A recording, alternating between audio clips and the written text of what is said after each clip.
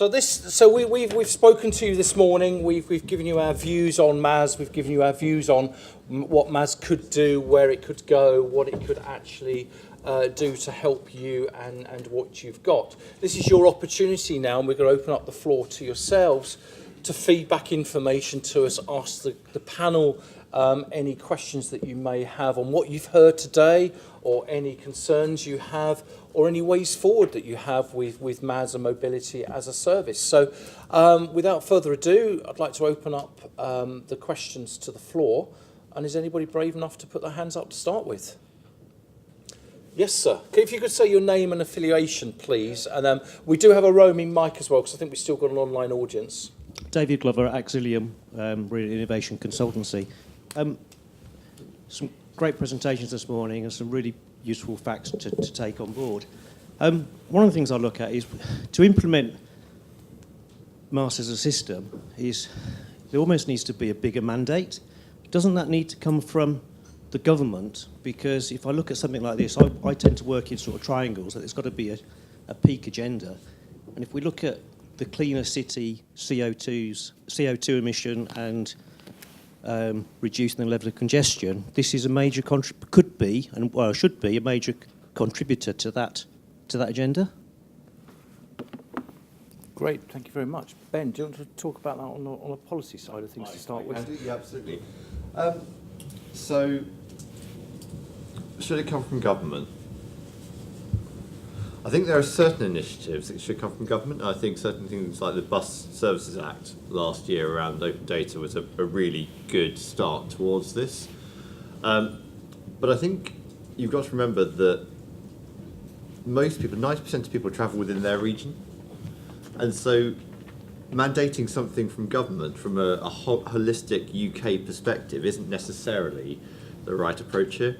I think that you should allow innovation to happen within regions, and that, as you see from my presentation earlier, different business models will emerge in different regions according to the context. I think there are certainly enablers like the Bus Services Act and about getting better open data to enable these type of solutions to emerge, but I don't think you want to mandate it. I think that sort of building on the Bus Services Act theme, I think that the government intervention should be at a creating level playing fields kind of point, where we've got the Bus Services Act mandating that bus companies have to provide open data. That's great, good show. Why aren't private hire companies being mandated to open up data? Because you've got functionally identical services where you've got demand responsive bus services which will be required to provide open data because they're registered as bus services, as bus operators, and you've got shared taxi type services which are under the private hire legislation, which means that they don't have to provide either. So you've got Mercedes Via in London, or you've got Arriva Click in Sittingbourne. Two different legislative frameworks, different data requirements. I think that we need to look at on the diagram that I was producing, how there is a level playing field between all these different shared and public transport models, and I think that level is going to be our openness of data. Perfect. Chris? So as a MAS operator, this is a really interesting question, and just a little bit of context of why is WIM successful in Finland. And there the government a little while ago had a bit of a bonfire of the regulations, but they looked at regulation from an enablement perspective, and a new transport code was written and has recently come into law that requires all operators of mobility services to where APIs exist, where data exists and where they have their own booking engines or whatever it might be, to require all of those services to be made available through an open API. So it requires all providers to make their services available to third parties to bring together. Now, they don't specify how commercial arrangements would work. They don't think that's a requirement of government, and I think they're probably right. But they do require all of that information and access to products and services to be made available. So I think that's a good example of an enabling regulation, and I'm all for enabling regulations, but I tend to worry about regulating too much. If we're not careful, we can over-regulate and stifle innovation. So I would be very keen for the government to look at regulation from an enablement perspective and allow innovation, but also ensure that we protect parts of society that otherwise could potentially not benefit from the innovations that we're bringing together. So it's a little bit around the level playing field, really. How do we make sure that all parts of our society have access to new services? Well, let's regulate to enable that to happen, rather than potentially come in with regulations that sometimes can have unintended consequences. The government are doing a couple of consultations now. There's a consultation on the future of mobility. I think it's just closed, actually, hasn't it? And the Transport Select Committee undertook their investigation into mobility as a service, and I think we're waiting for their final report. So hopefully some very positive stories and enabling regulations or an enabling framework will come from that. But yeah, let's not over-regulate and stop things happening. Perfect, Ben. Yeah, guys, I'll just build on that. I think the other important thing to remember is that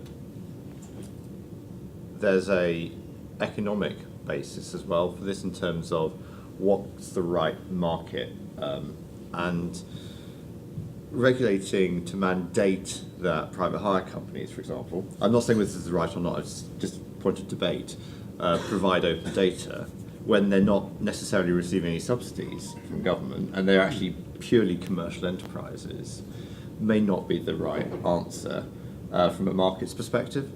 So you've got to think about, again, it goes back to that local context. If we think that there's challenges associated with road congestion and equity of mobility and accessibility and other challenges like that in that local context, you might say, in London, for example, we'll regulate all private hire vehicles to get their licence, need to provide open data. But actually, if you're operating in rural Devon, maybe that's not necessary. It depends. It very much depends on the local context and what you need to achieve and some of the challenges you've got. Perfect. Yeah, absolutely. Does that answer your question, sir? Absolutely. And you do agree with what the panel was saying? Yeah. I think so. And you don't want to stifle innovation. This is about innovation and allowing that to happen. Yes, sir. There's one question further forward. Hi there, Ben Morris from Royal Borough of Greenwich. Sort of following on from the previous question, within sort of local authorities, the objectives are very different from a commercial environment. So, you know, the policy objectives are about more active travel, walking and cycling, reduction of last mile trips, single occupancy journeys, car ownership and all of that sort of stuff, more use of public transport and shared resources. When it comes to mass, are there any sort of policy gaps that you can see or policy enablers that you can see that would help achieve those objectives while also being a commercially vibrant sort of marketplace? Oh, interesting. Do you want to kick that off? I can do. So, are there policy gaps? Probably, is the honest answer. That's a bit of a cop-out answer. I mean, probably there are in terms of what you could actually mandate a MAS operator to do.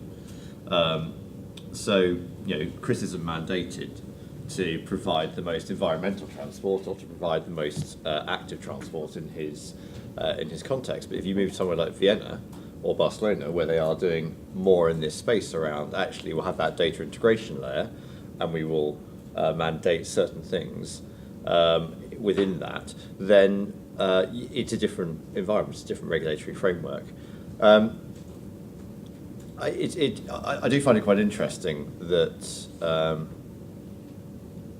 and this will drive who owns the MAS scheme and who delivers it, potentially, that if you can't mandate it regulatorily to be done by a private sector operator, you may well say as an authority, I will deliver a solution that I can enact my own policy objectives through.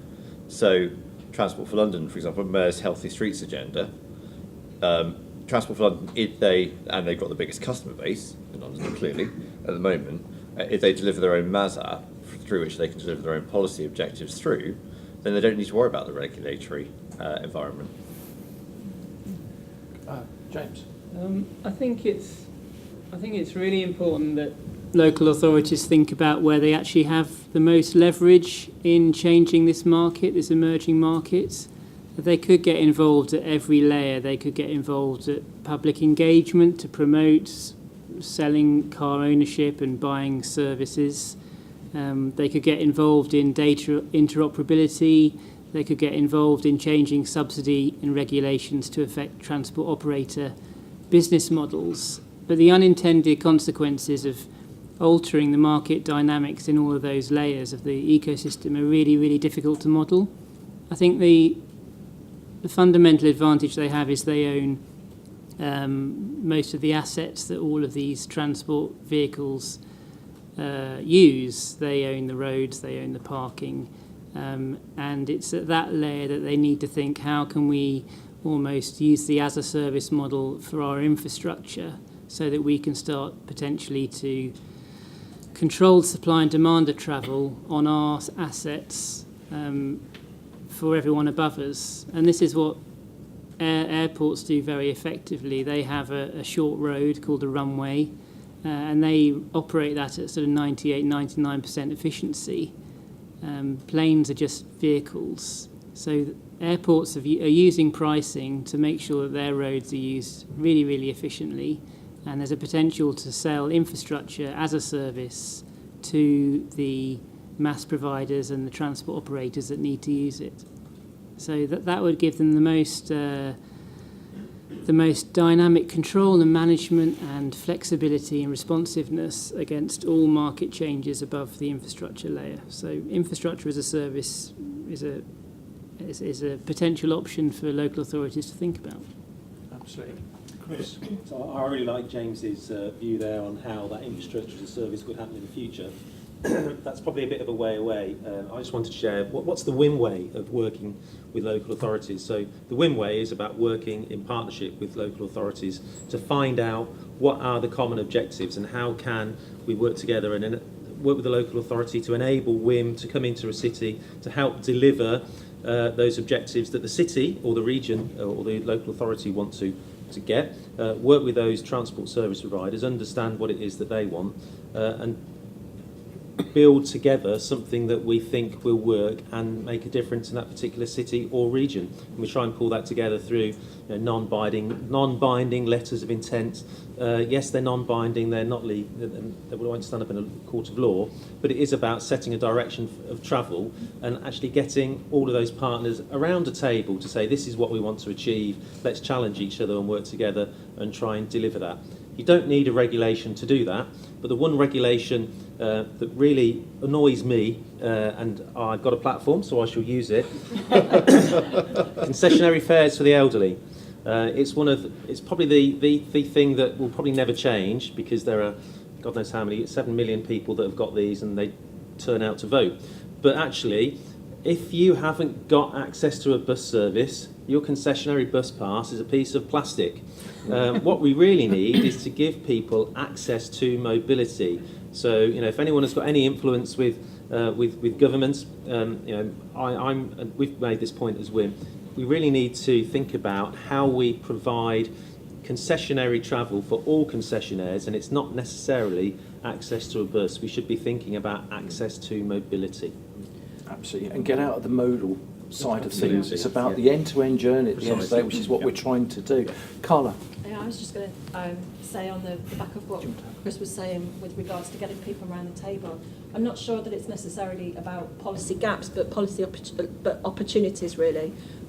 So, I mean, there's a few of you here from Innovate UK projects. I'm not trying to bang the drum for Innovate UK, but one of the beauties is that we get different people around a table, whether they're local authorities or businesses or catapults or academia.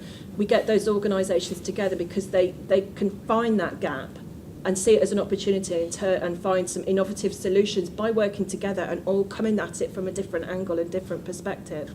And that doesn't need necessarily regulation or mandating or, you know, any of those other kind of frameworks. Sometimes it just needs some innovation and some lateral thinking, and by doing that, you can stimulate that without necessarily, you know, really quashing innovation. Absolutely. Sort of to key in with some of these other things, that there are definite policy gaps around. For instance, the baby boomer generation is the biggest car driving generation. It also has a tendency to move outside cities and is now reaching an age where it's not got the capacity to drive necessarily, and yet people are still driving because it's an absolute necessity. And so there's a real sort of gap for local authorities to look at mobility as a service as a potential way of helping people to give up their driving licences. For instance, I think there's the ESP group in Scotland did some work on enabling people to give up driving licences through mobility as a service. At the other end of the spectrum, there's the students coming into the transport market. If you're weaning those, I mean, yes, they've already predisposed to apps and new and different ways of doing things on digital. But if you're giving them access to services and encouraging them to use buses, then you've got a kind of like good way of shaping your services and their experiences through mobility as a service. Perfect. Thank you very much. Then we have another question, sir. Alex Pocklington from London Borough of Croydon. Sort of tying into the previous question and some of your responses is that as local authorities, there is a certain drive to sort of pedestrianise and cyclise, I guess, everything in sight when it comes to town centre. But there is now building a certain degree of pushback from age concern groups and disability concern groups about the fact that if you've pedestrianised everything for 3/4 of a mile in all directions, someone with limited physical mobility physically cannot walk or cycle into those areas. So what, if anything, does there exist from a mass perspective in terms of mobility solutions that don't rely on someone's own physical power, that can enter these pedestrianised and cyclised zones to transport our elderly and vulnerable residents to and from the areas where they can pick up sort of more conventional motorised transport? Yeah, James, do you want to start? I mean, that's a really great point. It shows how important infrastructure is as a facilitator of social benefits. The area that I'm really interested in at the moment is micro-mobility and e-mobility, electric bikes, electric scooters, autonomous. I mean, if you go to Milton Keynes, you'll see our driverless pods moving around at about 10 miles an hour, slightly faster. I still sometimes beat them to work, but they would really easily fit into the new urban realm and public realm infrastructure innovation you're doing. So if you create a market, if you create consumer demand from people that find it hard to be physically active, entrepreneurs and innovators will fill that gap. I think the vehicle innovation side is relatively easy to achieve. Yeah, I mean, there's an interesting case study here in Spain, Pontevedra, which is it's worth looking up. They've pedestrianised the whole of the city centre, and put underground sunken car parks all around the outside, and it is interesting. I mean, the highways authority said, well, it's caused a right headache for us because people are now circling the city trying to find car parking spaces. So there's other challenges associated with it. But the reason, addressing the disabled mobility perspective, they've issued permits to people with severe mobility issues to still be able to get into the city centre. But they've also worked more closely with the public transport operators and buses. So one of the things that I find quite interesting, and building on what James was saying, micro-mobility, absolutely fundamental in this space, especially e-mobility. But also driverless trams. We saw the first one launched this week. Driverless trackless trams, road trams, that we saw the first one launched this week. I think there are a lot of things coming along in the space in the vehicular market that could absolutely address those and still allow you to do pedestrianised streets. Yep. Within the WIM app, anything that exists, we want to integrate it. We work closely with a pod provider in Birmingham. We share some office space with them. We've developed the icon for the pod, Great. As soon as it's there and is live, we've got an agreement with these guys to integrate it into the app. But it doesn't exist yet, apart from in factory, so it does need to come on street. But absolutely, if it's there, we want to integrate it because we want to deliver seamless mobility for everybody. Absolutely, it's got to be for all, hasn't it? Absolutely. And I think one of the important things about mobility as a service apps is that they are tailored to the person that is using them. So if it's someone who has a concessionary pass or a mobility issue, then it reveals the options that are available to them. I think it's important as well to remember that not all accessibility issues, not all disabilities are visible. So it's thinking about some of those other accessibility concerns, trying to be really PC in what I say, that aren't quite so obvious, and make sure that they're all catered for as well. So and that again provides an opportunity for innovation to try and find some solutions. Absolutely. Thank you very much. Walter, and then we'll come down to you, and then back to the gentleman up there. Walter Tuttleby, Innovation and Strategy Consultant, and an early involvement in the Transport Data Initiative. I'm still involved in the policy group. I've got a background that goes back a long way to, and I'd like to go back even to that first question about regulation. My background goes back to the early days of the government policy relating to mobile communications, these things we all have in our pockets today. And I'd say that the approach back then was very much an enablement-driven approach that has certainly led to huge innovation. It was also one that created huge inward investment for the UK, jobs and all sorts of things like that. What I see as we're talking about the policy objectives is I see about 3 different policy objectives. There's, if you like, the local policy objectives of the local authority. There's perhaps a national policy objectives in terms of transport. And then perhaps there's an industrial strategy policy objective, which is very much about the economy and jobs growth. And when we're talking about how do you create the right type of policy, somehow I think we've got to find ways of converging those 3. I don't think they are necessarily conflicting, but I think we have an environment today which is very, very fragmented in terms of technologies, in terms of procurement, in terms of regulation, in terms of different systems in different countries, geographically as well. Some of the consultation that is going on is generating, I feel like we've had a lot of innovation, and there's a lot of innovation now out there. It seems to me that the lack is bringing that policy innovation together. I wonder what the panel think about how you can bring those 3 areas of policy innovation together, the economic, the national and the local. That's interesting, yeah. Carla. So I completely agree with you, Walter, and I think that part of the industrial strategy challenge funds and the whole piece around the industrial strategy is to try and pull that together. It is fragmented, we are siloed, and there is so much going on. A lot of it, is really very good. We need to try and pull that together, and certainly some of the calls for evidence and the activity that's going on at the moment is to really try and understand that landscape and look for where the gaps are, where the opportunities are, to try and get a bigger picture, a fuller picture of that situation. So I think there are activities going on around that piece of work, but we need to do a lot more to prevent it sort of going from siloed to converged and then siloed again, sort of thing. So we need to try and avoid that, in 10, 20 years' time. So Mr. Richard Bruce in the DFT is leading a drains-up review of policy and regulation in this space, and that's absolutely to be commended. And using things like the Future of Urban Mobility call for evidence is really useful. Picking on your point about those 3 different sort of areas, local, national, and industrial strategy, of course there's conflict.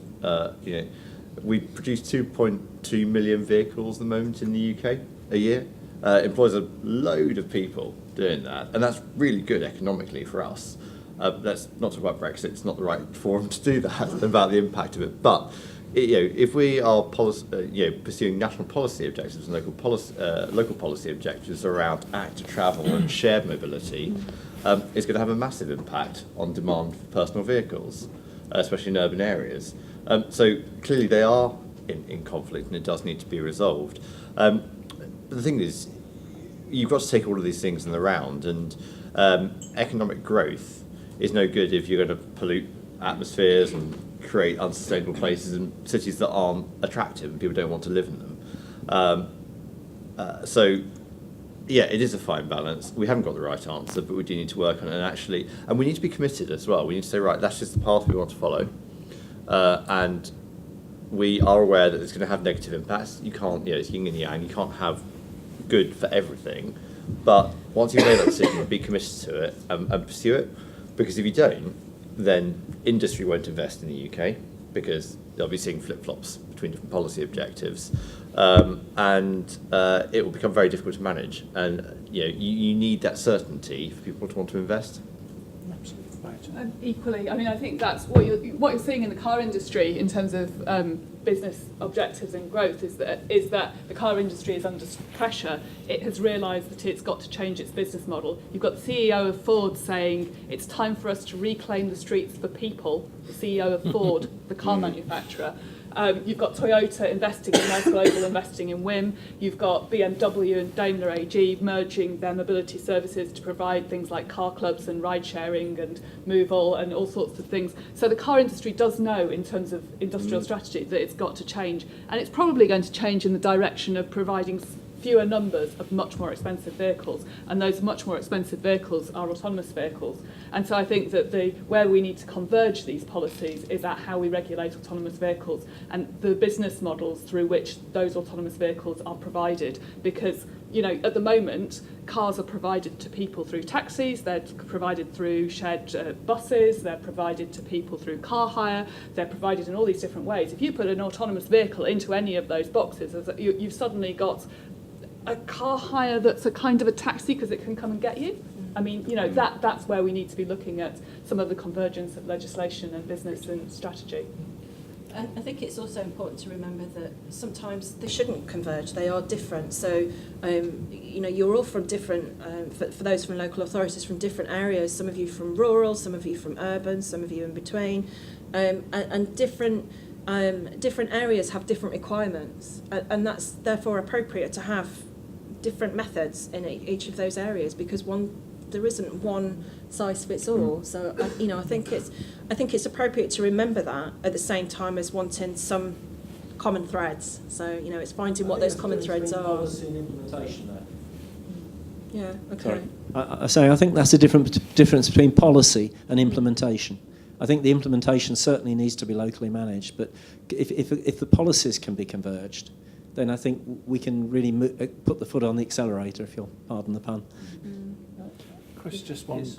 So where we've got a massive advantage in the UK, at least today, is the opinion of our country and its attitude to policy and regulation from external parties. So Mars Global, Finnish company, really keen to come to the UK because of our history of looking at regulations positively and having an open policy framework where they can actually come into the country, learn, build a product that will hopefully add to our economy, improve the environment, deliver the social benefits, in a way that isn't, well, it's certainly not perceived in Germany, for example, but we've got that open ecosystem. That's something that I certainly cherish, and hopefully that we can retain moving forward. It's probably a risk that we might not be so well thought of in the future. But whilst we've got that, I suppose that way of thinking from these external parties, we really need to embrace that and show that with these technologies we can make a difference. Let's bring the innovation here, regulate, and use our policy, our open policy framework, to get the benefit of that external investment in our country. Absolutely. James, did you want to say something quickly? I like the analogy with telecommunications and 3G and all of the interoperability challenges that were solved by government regulation. But I think that technology was always seen as a win-win, that it was releasing new economic growth, and the downsides of it weren't very obvious. I think politicians now are very aware of the downsides of disruption in transport, and so any intervention they make could go well or badly in the minds of the public. I think the only way we can really kind of move to this optimised system of systems approach with our transport is to wait for autonomy to come through and totally change the shape of all of the supply chain and all of the business models on top. And then I think that would be the point where all of the technology enablers are in place and government can then step in to find that perfect set of technologies and business models to make the economy work with the environment and with the social goals. Perfect, thank you. There was a question down at the front, please, and then we'll come up to the back in a second. Thank you. Thank you. I'm Claire Linton from the Urban Transport Group. My question is mainly for Chris, but I'm sure other people might want to comment. I was interested in the numbers of taxi journeys increasing, and obviously if those trips are coming away from single occupancy car use, great. But if they're coming away from public transport use because people want to get their money's worth out of their unlimited packages, then perhaps that's not so great. So I wonder if there's any sort of insight into that. And then the other thing that I was wondering about is we talk about these sort of on-demand services around buses, but we've had sort of on-demand transport for a long time in terms of dial-a-ride and community transport, and I wonder to what extent those kind of things can be integrated into the mass platforms and it picks up on some of the things around people with additional mobility needs as well. Okay, first bit with regards to taxi. So the numbers that I put on the slide were from the 100 beta users from autumn 2016, so it's a little bit old. And will that be representative when the product goes large? Well, we'll see. We're going to do some data analysis. The one thing I can tell you is if people use a lot of taxi and less public transport, Mars Global goes bust. So our business model is all around getting people. Our ideal customer pays us €500 a month, and we get them to walk everywhere. Happy days. Now, that's never going to happen in real life. But we do want to develop and introduce nudging techniques. They don't exist today in our app, I've got to be totally honest there, but that's what we want to help develop. So our designer is developing something called WIM 2.0 that will start to build in some of these nudging techniques. And what we really want to do is to understand our customers so that we can individually nudge each customer. So for some customers, they might be encouraged not to use a car and walk or cycle or take public transport if they get a free coffee. Other people might actually be more driven by the opportunity to have a Range Rover Evoque at the weekend. Yes, it emits a lot of carbon, but if it's in the countryside in the weekend, it's probably not as bad as someone driving a gas guzzler through the city centre on a Monday morning rush hour. Or other people might want a Tesla, who knows. But if we can get people away from congested roads that are suffering from air quality at the right times, and if actually for some people they're turned on by a Range Rover Evoque, then so be it. But we absolutely need to make sure that we are putting people in the most environmentally friendly and economic solution for Mars Global, and absolutely we do need to make that happen. But the other thing to remember is taxi use will probably increase a little bit because individual car ownership will fall. And if you're going to stop someone having their own car, they'll need to make more cab journeys, and we need to understand that. But the big winner will be public transport, walking and cycling. For the annual survey of mobility service, when we were talking to people like yourselves, there was a definite worry that we don't want to just switch people onto taxis by providing this. And the way that the first adopter groups seem to work, you could well be that demographic that go for taxis. But there are, in the report, that also we looked at the Manchester mass trial, which was a kind of mass mimicry sort of trial. It was mainly about the customer experience, and they actually did incorporate dial-a-ride into that. And the response was very much, am I really allowed to do this? So, there's kind of, it's almost like this DRT, the demand responsive transport, people almost feel it's too good to be true. And some of that came through in the feedback from the Sittingbourne trials of Ariba Click as well. People were quite kind of like, wow, I can get something that's quite cheap quite nice. I mean, I've been on a click-in sitting board, and yet, you know, it will take me more or less the way that I want to go. It's that movement away from the perception of bus services, which is pretty bad in the general population, to be honest. So kind of reformulating buses in a way that people suddenly see as something attractive can't be a bad thing. Not a bad thing, no. Absolutely. No. Ben? So yeah, I agree very much with both previous speakers. But the interesting thing about Dial-A-Ride for me is why hasn't it been sort of better used in the past? Two reasons. One, they haven't necessarily had access to the right technologies in the past. So the optimization algorithms for these type of DRT solutions are getting better and better every day. And yeah, you've only really seen them since Uber sort of emerged. So that's one key area. Second bit is the incentive is not there on Dial-A-Ride. The private operators who operate Dial-A-Ride are incentivized to go and make individual pickups. So they get paid for individual pickups, and that makes it the most astronomically expensive thing to run. I mean, a Dial-A-Ride, you wouldn't design it from the ground up like you've done it, like it operates now. And a really interesting piece of work was done by the MTA in New York. So they gave all of their Dial-A-Ride customers an unlimited Metro card and said, rather than, you know, it's your choice, you can still phone Dial-A-Ride if you want to, with the equivalent in New York, or you can, and you can have this unlimited Metro card. 34% of people who they gave the unlimited Metro card to stopped phoning Dial-A-Ride and walked to the subway station or got a bus. Now, I'm not saying, I'm not going to get into any debates around political correctness and disability here, but it was a really fascinating outcome that saved them so much money. So even a $131 Metro card for a month is the equivalent of basically 1.5 Dial-A-Rides. Right. So there are different ways of looking at this, and actually providing people a package through a MAS package.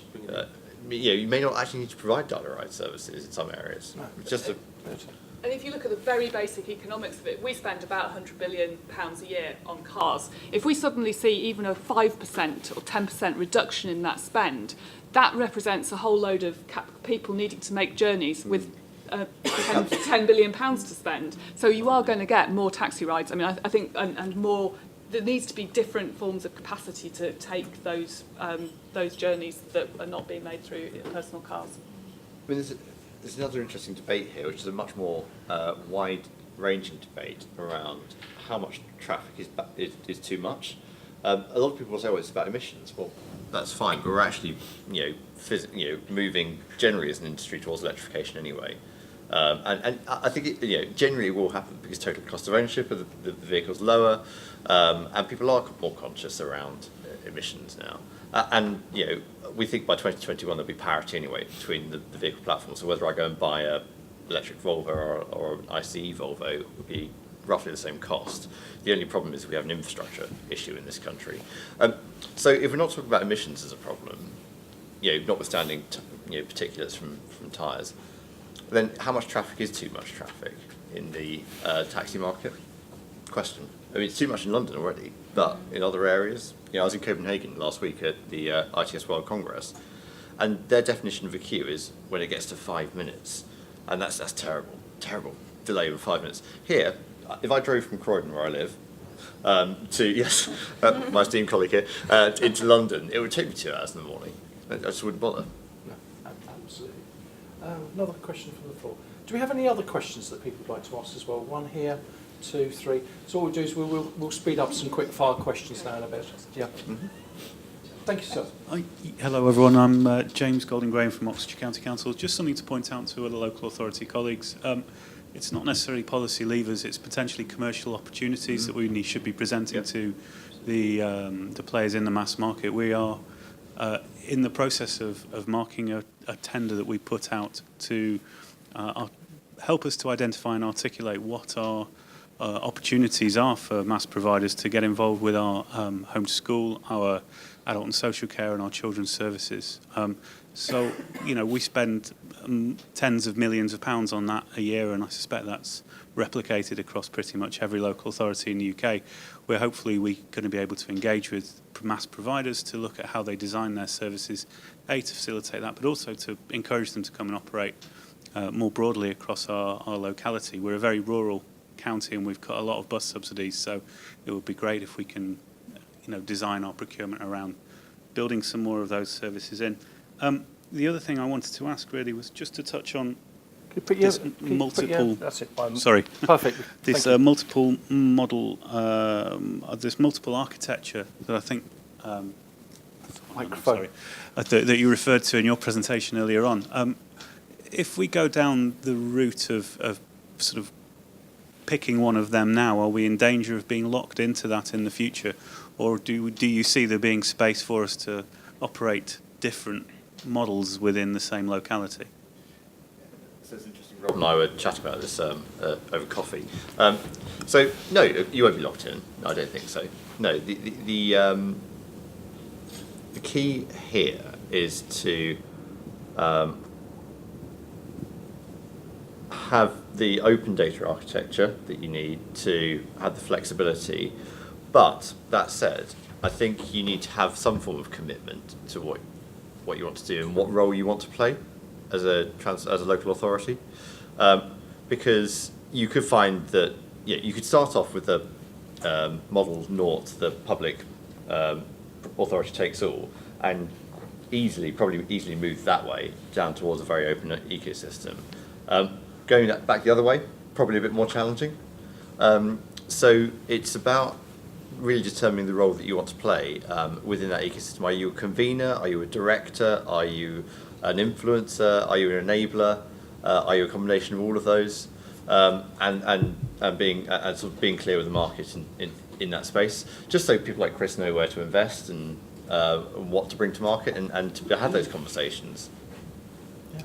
Any other points? So I was going to make a quick point that has now escaped my mind completely. So I will try and get back to it. So the regulation piece. For me, there's a real issue around making sure that you're not locked in to a third party. I was at a ticketing conference in Manchester yesterday. The first time I've ever been at a smart ticketing conference that Google turned up at. And I've written down exactly what the man said. The man from Google wants to be able for a customer to use Google Maps on any device, plan a journey, click a button, and have that journey delivered to them all through Google in whatever way. Now, sounds great, actually. I can sort of sign up to that in a way. It'd be great if Mars Global was a partner in that rather than just a supplier. But let's wait and see. But the corollary of that is about open data. I think Ben, you mentioned about Amazon, or someone certainly mentioned Amazon. There are some big players here, and I think we've all got to be careful about making sure that we don't give away the family silver, all of the data. And be beholden to one of these big service providers. We need to make sure that there is an open playing field and that all parties are allowed to develop solutions based on open data. So I'm a firm believer in open data. We probably need some proprietary IP over the top of that to give us a commercial opportunity, but we need to make sure that that data, when it's made available to people like Google in an open data format, actually we make sure that other parties retain access to that data and are allowed to build competing services. And if there is any regulation that comes in play, it might be to prevent the likes of Google and Amazon abusing their market dominance. Absolutely. Laura, can we have another question on the floor? I think there's a gentleman here with a shirt. Thank you. Thank you. My name is Adam Orchard. I work for Esoterics. We work on designing and trialling new transport services currently in Bristol with First Bus. My First Mile project, if anyone wants to look it up. I'm just interested on the panel's opinion on how we, kind of partly following on from what you were just discussing, on how we balance the needs of sharing data to provide good mobility for passengers, for users of services, and the demands of private companies to commercialise that data. They're kind of often quite directly conflicting. But I'm interested in the opinions on how we address that. Yeah. I couldn't agree with you more. It's a really difficult thing. When we started talking about the Bus Services Act, everyone said, wouldn't it be great if we could have all the patronage data, the actual number of people on vehicles, so that we could tell whether that bus was crowded or not?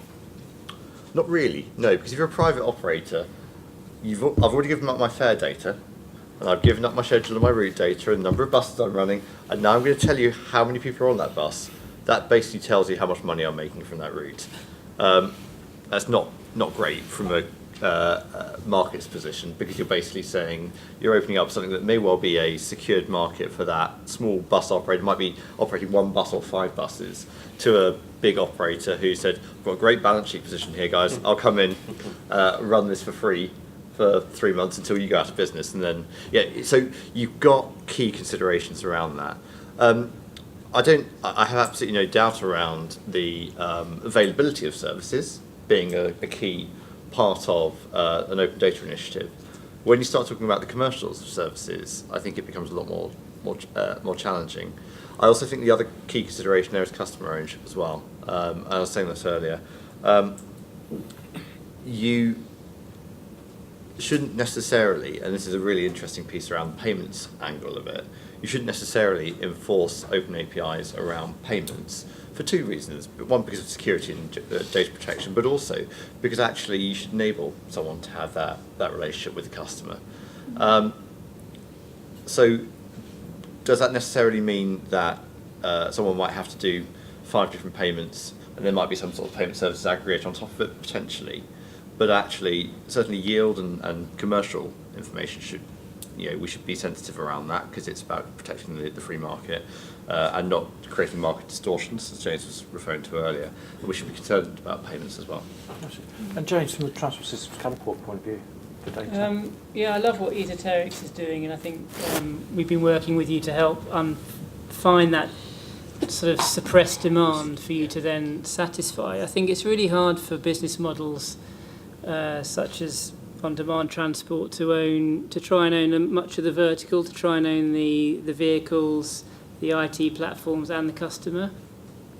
Ultimately, these sorts of digitalised ecosystems I see changing the transport operator layer to be more commoditised, particularly when driverless vehicles come in. So it's really hard to hold back that change, that there will be very little difference between getting on your on-demand minibus and Ubers or Arriva Clicks. A lot of the time, the only thing differentiating any of these is a brand, is a badge, and is a reputation.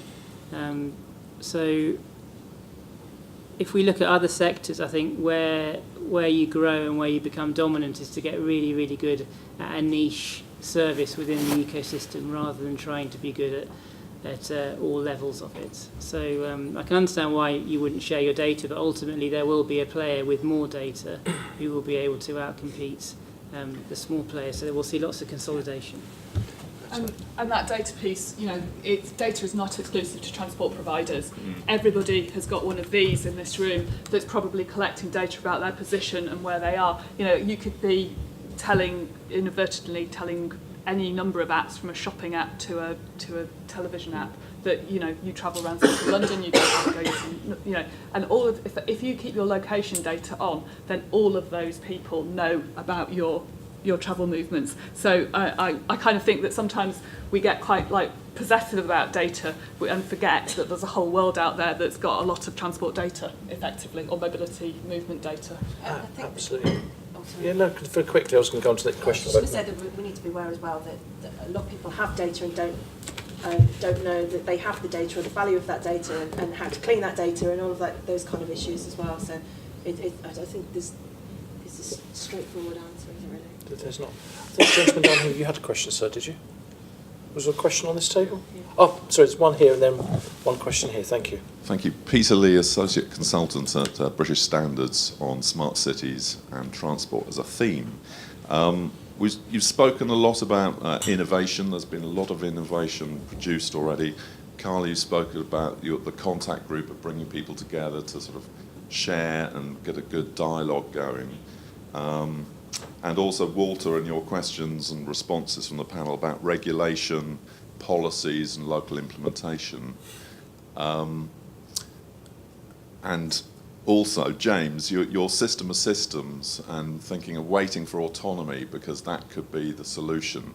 I'm just wondering, before we wait that long, isn't there an opportunity for us to agree a consensus already on the innovation and the best practice that's out there, and perhaps not allow it to be regulated, but if we agree some standards, and this is what smart city standards do, they're not regulated by cities, but they're adopted as best practice, we could at least move the whole market forward.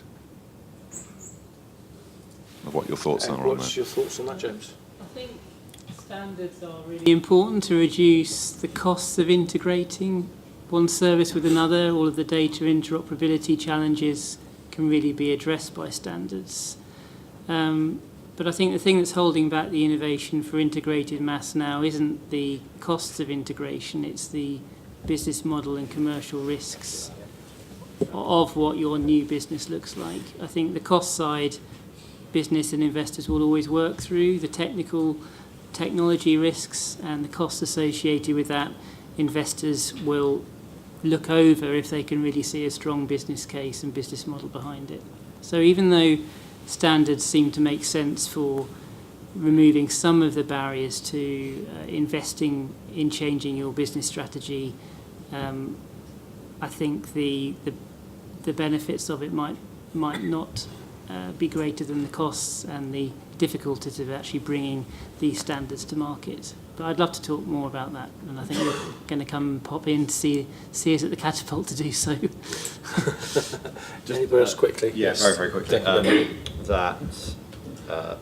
On the should we wait for autonomy to shift the dial, I think from a regulatory perspective, probably that's your best sort of springboard.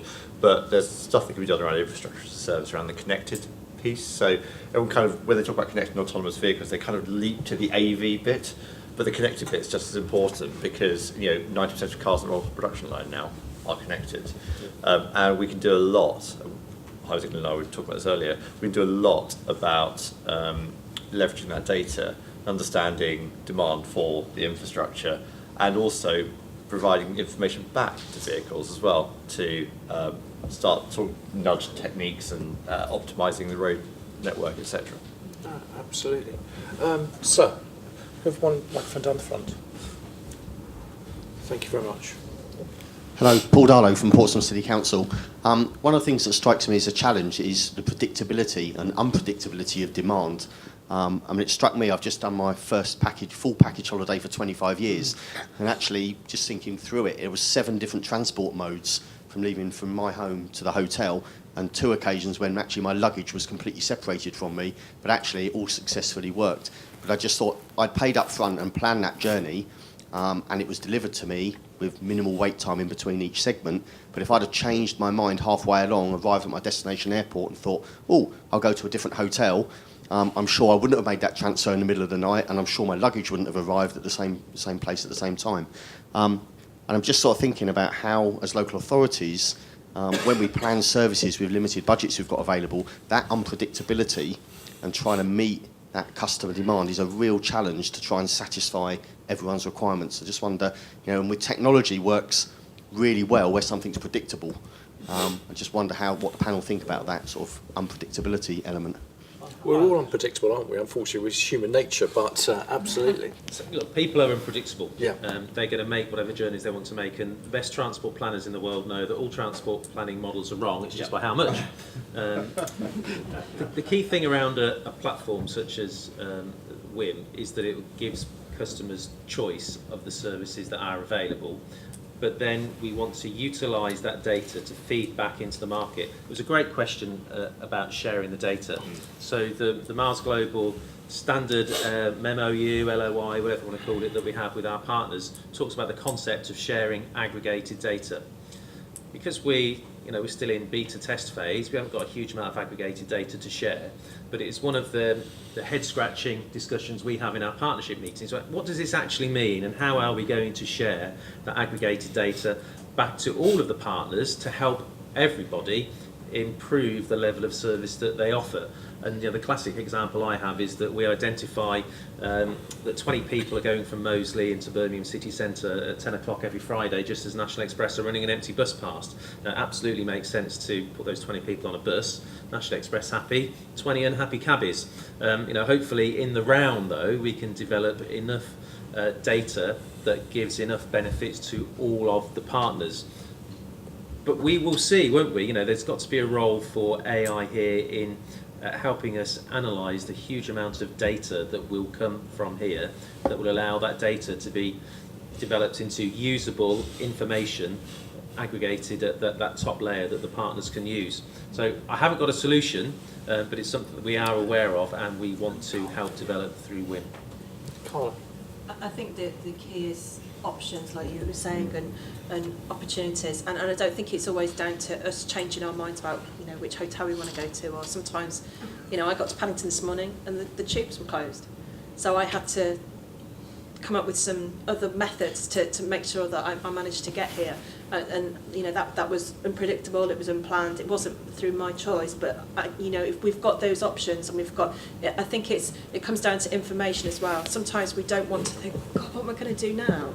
Where do I go? Where do I look? I want something to just come up on my phone and say, you can't go that way now. But if you go to this bus stop at this time, there's a bus going to where you'll need to go because it's in your diary. I know where you're going, and we'll take the money directly out of your account. It's that kind of smartness that I think we're really looking for. Absolutely. I think in terms of predicting and planning, there are lots of sources of data available at the moment. I think talk to James at Oxfordshire. They've been using Google and Waze data to look at demand. So it's not just about the information that we've got at the moment. It's about the potential to look at demand in the round from all sorts of different sources. So there's the data that's available to predict demand, but there's also the way in which providing information shapes demand. So if I look on my app and I see something is in 10 minutes or something will take me 50 minutes, that will also shape my travel plans and the usage of the network if you've got as a customer a better source of information, which is basically what you were saying as well. We're in agreement. Absolutely. Very quick.